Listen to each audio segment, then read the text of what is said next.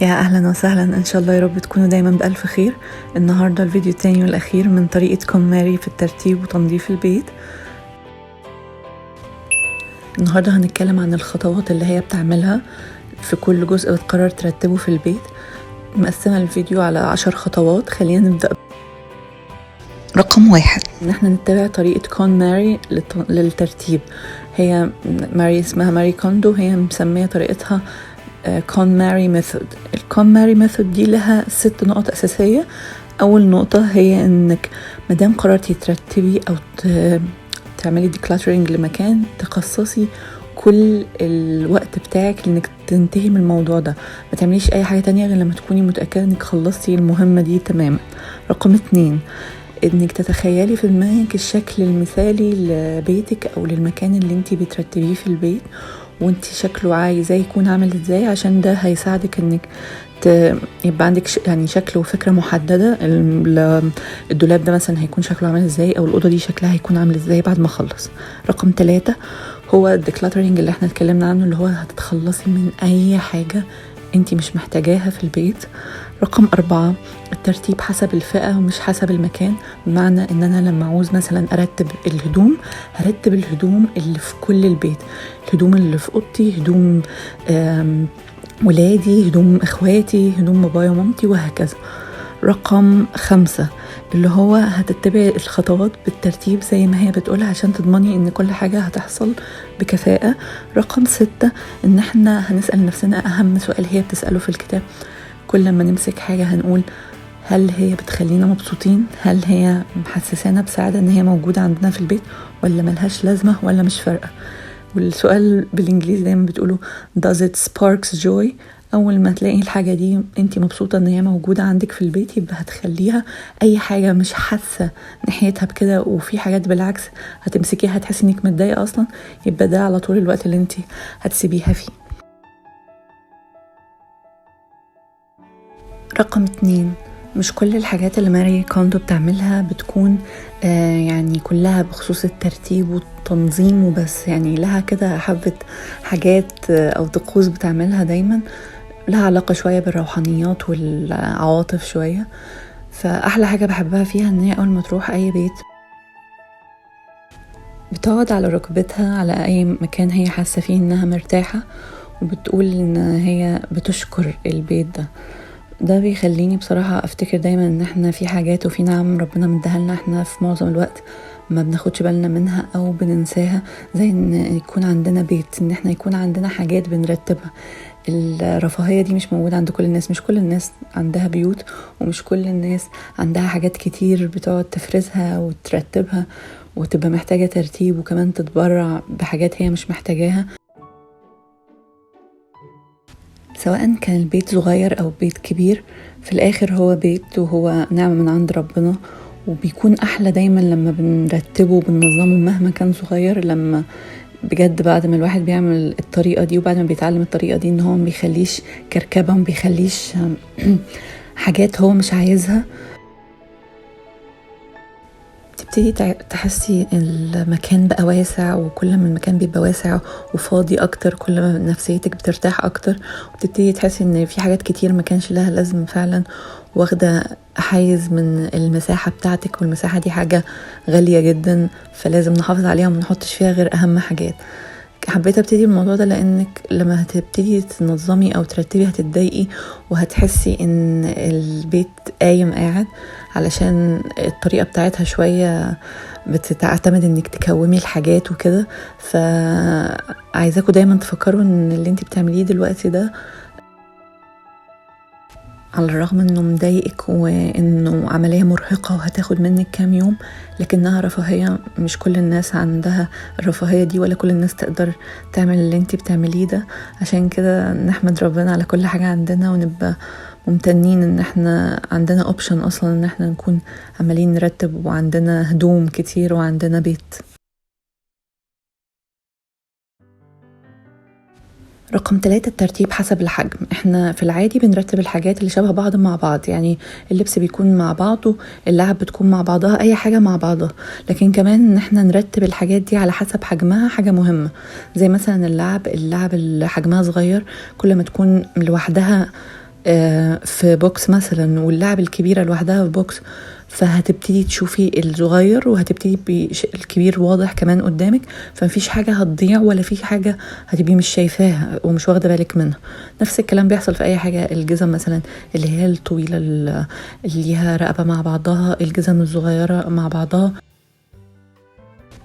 بكده هيكون كل حاجة في مكانها، وانتي اول ما تبصي عليها بعينك كده بتبقي شايفاها. مفيش حاجة بتغطي على حاجة، خصوصا لو الحاجات الكبيرة دايما لو تحتها حاجات من الحاجات الصغيرة دي ما بتبقيش شايفاها، فتضمني انك شايفة كل حاجة، عارفة انتي عندك ايه. وطول ما انتي عارفة الحاجة عندك ايه ما بتكرريش انك تجيبيها تاني، زي ما احنا بيكون عندنا حاجات وبننسى ان هي عندنا فبنروح نشتريها تاني مثلا. رقم 4 تخزين الحاجة وبناء على أساس الاستخدام.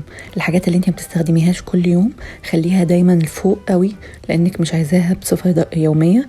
الحاجات اللي انت كل يوم بتستخدميها تخليها قدامك في الرفوف اللي هي أول رفوف، بحيث انها تكون سهلة عليك استخدامها، وكلام على أي حاجة سواء لبس أو في رفوف المطبخ أو أي حاجة انت بتستخدميها.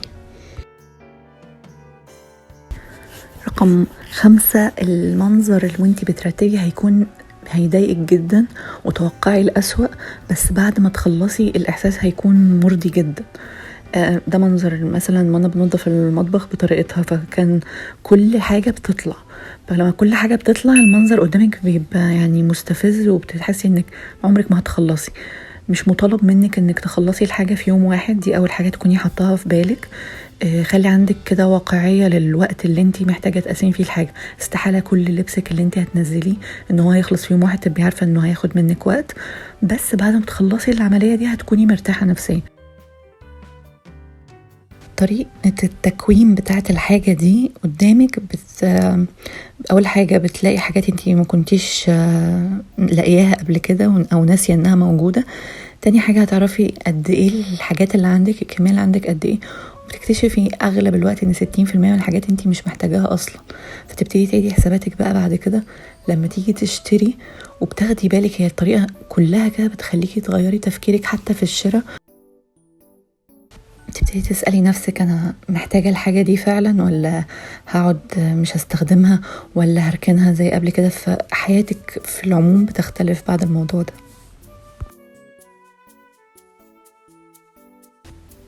رقم 6 كل حاجة لازم يكون ليها مكان، وكل حاجة تتشال في مكانها.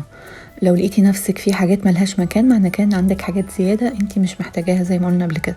موضوع ان كل حاجة ليها مكان ده بتخليكي دايما عارفة الحاجة مكانها ايه، ومفيش حاجة بتضيع منك، والحاجة خلاص بتبطل تتكركب تاني. مادام ليها مكانها محدد في البيت مفيش حاجة بترجع تتكركب تاني. رقم 7 ورقم 8 الاتنين مع بعض، والاتنين بخصوص الهدوم وطريقة التنظيم بتاعها للهدوم. هي بترص الهدوم بالطريقة اللي انتوا شايفينها دي، اللي هي الحاجة بتبقى واقفة بالمنظر ده، مش الحاجة فوق بعضها زي ما احنا متعودين، بحيث ان انا دلوقتي لو عايزة اي حاجة بروح شداها ما بتاخدش معاها حاجة ولا بتكركب معاها حاجة. لما بتحطي الحاجة فوق بعضها احنا كلنا عارفين بنروح نيجي ناخد حاجة من تحت او كده بتروح الحاجات كلها متكركبة، ده غير ان احنا منبقاش شايفين كل حاجة قدامنا. فالطريقة دي اسهل كتير، ودي من احسن الحاجات اللي هي يعني مشهورة بيها كمان. بالنسبة بقى لتطبيق الهدوم، فهي عاملة طريقة لتطبيق كل قطعة من القطع اللي بنلبسها، وبتهتم جدا بتفاصيل التطبيق. يعني وانتي بتطبقي الحاجة تبقي مهتمة كده وعمالة تفرديها بإيدك وكده، بحيث انها بعد ما تخلصي تطبيقها بتبقى واقفة كده ما بتقعش. دي اول حاجة. تاني حاجة بتطول في عمر الهدوم. هي بتقول الحق وانتي بتهتمي بالتطبيق وتاخدي بالك وانتي بتطبقي الهدوم بتحس او الحاجة بتحس بالاهتمام، فبتبتدي عمرها يطول معاكي، غير لما بتروحي ماسكة الحاجة رمياها متكعمشة ولا تطبقي اي كلام وخلاص. الحاجة بتحس باهتمامك طبعا، يعني بغض النظر احنا مصدقين الموضوع ده او لا، بس هو الموضوع فعلا بيجي النتيجة. انا الاول مثلا كنت بتضايق، واي حد على فكرة انا ما بحبش اطبق الهدوم. لو انت ما بتحبيش تطبق الهدوم زي هتتضايقي، لكن بعد ما بتتعودي على الموضوع ده هتلاقيها بقت متعه ان انت عماله تفردي الهدوم وتطبقيها. بتعملي الحكايه دي قدام التلفزيون انت بتتفرجي، مش لازم يعني تكوني متفرغه لها، فما بتاخدش منك وقت، وبتحسي انها حاجه خفيفه على قلبك، مش حاجه دمها تقيل زي الاول ولا اي حاجه. طريقة التطبيق بتاعتها لكل حاجة موجودة اونلاين، تقدروا تشوفوا على اليوتيوب كل الفيديوهات هي بنفسها وهي بتطبق احسن مني كمان ان انا اطبق. تاسع حاجة هو انها بتحب تحط الحاجات في بوكسات، بس البوكسات تكون شفافة. انا بصراحة دي الحاجة الوحيدة اللي انا مختلفة معاها، ما بحبش الحاجات تكون شفافة. حاجة الأكل وكده هي معاها الحاجات لازم تبقى شفافة عشان تبقي شايفة الكميات عندك قد ايه، ولما تخلص تغيريها وكده. لكن أنا مثلا البوكسات التانية اللي ببقى عارفة الحاجات اللي فيها، ممكن يعني انتي عارفة الحاجات، هي بتعملي ليبلز كده تكتبي عليها الحاجة جواها ايه، تكوني حطاها تلزقيها في ستيكرز بتتباع جاهزة تقدري تكتبي عليها، أو حتى تكتبي عليها الأقلام اللي هي بتاعة البورد اللي بتتمسح دي. مش لازم تشتروا بوكسات على فكرة. يعني مثلا انا اتعمدت في الدرج بتاع الشاي والحاجات بتاعتي ان انا ما اشتريش اي بوكسات. كل البوكسات والكراتين اللي فيه هي كانت حاجات عندي، يعني مثلا بتاعت لعب بتاعت حاجة، فمش لازم تشتروا مخصوص. حتى العلب الكرتون اللي بيجي فيها اي حاجة، لما تلاقيها علبة كويسة ماسكة نفسها تقدري تحطيها مثلا كمنظمات في الادراج وتستخدميها تاني. فالحكاية مش محتاجة فلوس مخصوص عشان تجيبي حاجة من الحاجات دي، اي حاجة عندك تقدري تنظمي بيها نظمي بيها على طول. 10 اخر حاجة واهم حاجة عشان كده سبتها للاخر، هي طريقتنا واحنا بنختار الحاجات. بعد ما بتكومي الحاجة زي مثلا اللبس قدامك، الكومة دي قلنا انها بتخليكي كده عندك فكرة انت عندك هدوم قد ايه. يعني انت مبتبقيش متخيلة مثلا ان عندك في الهدوم كتير قوي كده، ولا حاجات الوانها متكررة كتير قوي كده مثلا، ولا حاجات مثلا بقالها سنين ما تلبستش غير لما بتلاقيهم كلهم قدامك. فبتبتدي تسألي نفسك انا محتاجة كل الحاجات دي، بتلاقي نفسك اوتوماتيك 60% ما انتيش محتاجة الحاجات اللي عندك. 60% دي اقل تقدير اتعمل لكل الناس اللي طبقوا الطريقة دي. بيبقى قدامك بقى الحل اللي هو تمسكي قطعة وهتبتدي تسألي نفسك هل القطعة دي أنا بحبها، بتخليني مبسوطة. السؤال اللي هي بتسأله دايما does it spark joy. أول ما بتلاقي نفسك بتقولي أيوة تسيبيها. لو بتقولي لأ هيبقى حاجتين، هتبقي مجهزة بوكس كده تحطي فيه الحاجات اللي انتي هتديها لناس تانية، وهتبقي مجهزة كيس بتاع زبالة هتبني فيه الحاجات اللي هي أصلا ما ينفعش تديها لحد تاني، تكون مقطعة، تكون ما عادتش تنفع أي حد. ده باختصار كل اللي جاء في الكتاب، كل الخطوات بتاعتها.